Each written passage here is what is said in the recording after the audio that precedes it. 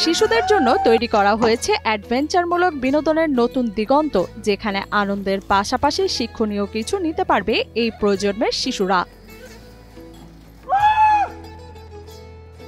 পাহাড়ি গাছগাছালির মধ্য দিয়ে আঁকাবাঁকা বেস ক্যাম্পের পথ ধরে হাঁটতেই শুরু হয় শিশুদের এক নতুন অভিযান। কে কখন কোন বাধা পার হবে, কে আগে পারবে জিপ লাইনে উঠতে, এ যেন এক অন্যরকম উত্তেজনা। ওখানে একটা অ্যাক্টিভিটি করলাম, দুইটা মানুষ দাঁড়াবে, তারপর দৌড়াই একটা লাঠির মতো জিনিস থাকে, ওটার মধ্যে মাথাটা 5 বার ঘোরাতে হবে। আর তারপর আমরা একটা জায়গায় গেলাম, ওখানে গিয়ে আমরা আমাদের লাঞ্চ করলাম, তারপর আমরা লাঞ্চ করে আর্চারি করলাম। স্কুলের ছোট ছোট শিক্ষার্থীরা যখন হাতে ধনুক তুলে ধরছে আর টার্গেটের দিকে তাক করছে, তখন সেটি আর শুধু খেলা নয়, এটি মনোসংযোগ, ধৈর্য আর সাহসিকতার এক বাস্তব প্রশিক্ষণ।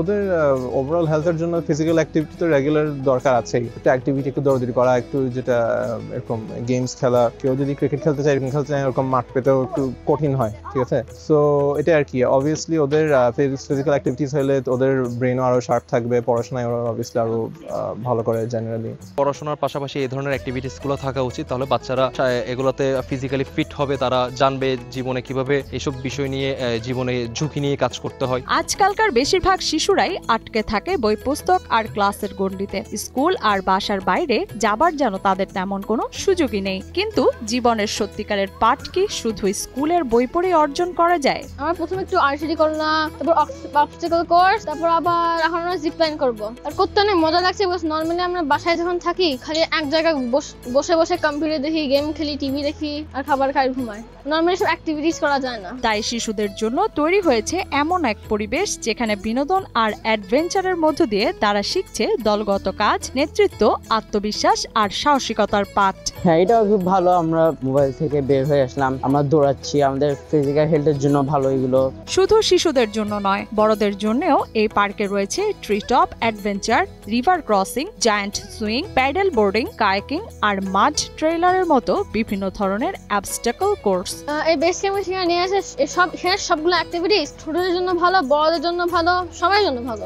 চট্টগ্রামে তো এরকম আই থিংক একটা দুইটা জায়গা ছাড়া নাই। One of them is forest lake base camp. এসবের পাশাপাশি বিরাট আকারের দোলনা ও হ্যামকে দোল খাওয়ার ব্যবস্থাও রয়েছে। তবে এই দোলনায় চড়তে হলে হতে হবে সাহসী। সাধারণ দোলনার চেয়ে এটি কয়েক গুণ লম্বা। মাটি থেকে টেনে অন্তত 10 ফুট উঁচুতে তুলে আপনাকে ছেড়ে দেওয়া হবে। দোল খেতে খেতে পাহাড়ের চূড়া থেকে উপভোগ করবেন চট্টগ্রাম নগরের অপার্থিব সৌন্দর্য।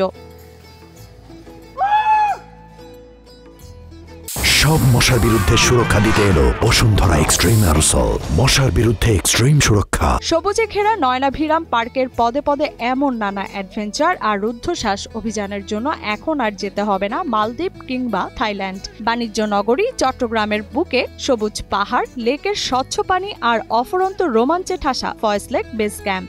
নগরের বুকে প্রকৃতির মাঝে থেকে জীবনকে উপভোগ করার একটা প্রয়াস বলতে পারেন। চট্টগ্রাম শহরের পাহাড়তলিতে 336 একর জায়গা জুড়ে গড়ে উঠেছে এই ফরেস্ট লেক। প্রকৃতি ও রোমাঞ্চের সম্মিলনে তৈরি ফরেস্ট লেক এখন পরিণত হয়েছে সব বয়সী পর্যটকদের এক অভূতপূর্ব ভ্রমণ গন্তব্যে। প্রাকৃতিক পাহাড়, কৃত্রিম হ্রদ আর ঝকঝকে নীল আকাশ, এই তিনে মিলে এখানে তৈরি হয়েছে এক মোহময় পরিবেশ। বিভিন্ন দর্শনার্থীরা এটাকে এসে থাকেন এই ধরনের উপভোগ করতে। তো আশা করছি যে ভবিষ্যতে যারা উপভোগ করে গেছেন তারা মনে রাখছেন এবং এখনো প্রচুর পরিমাণে দর্শনার্থী সারা বাংলাদেশ থেকে আসছেন।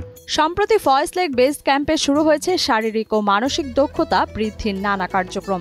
নির্দিষ্ট ফির বিনিময়ে সকাল থেকে সন্ধ্যা পর্যন্ত যে কেউ এখানে এসে শারীরিক ও মানসিক দক্ষতা বৃদ্ধির এসব অ্যাডভেঞ্চারে অংশ নিতে পারেন বলে জানালেন এখানকার মার্কেটিং ম্যানেজার বিশ্বজিৎ ঘোষ। শিশু, কিশোর, কিশোরী, তরুণ, তরুণী থেকে সব বয়সের দর্শনার্থীরা এসে বা পর্যটকরা এসে এখানে সেটা উপভোগ করার মাধ্যমে শারীরিক যে সুস্থতা এটা চর্চার মাধ্যমে করতে পারে। তবে প্রতিটি রাইডের জন্য রয়েছে দক্ষ প্রশিক্ষক এবং 2 স্তরের নিরাপত্তা ব্যবস্থা।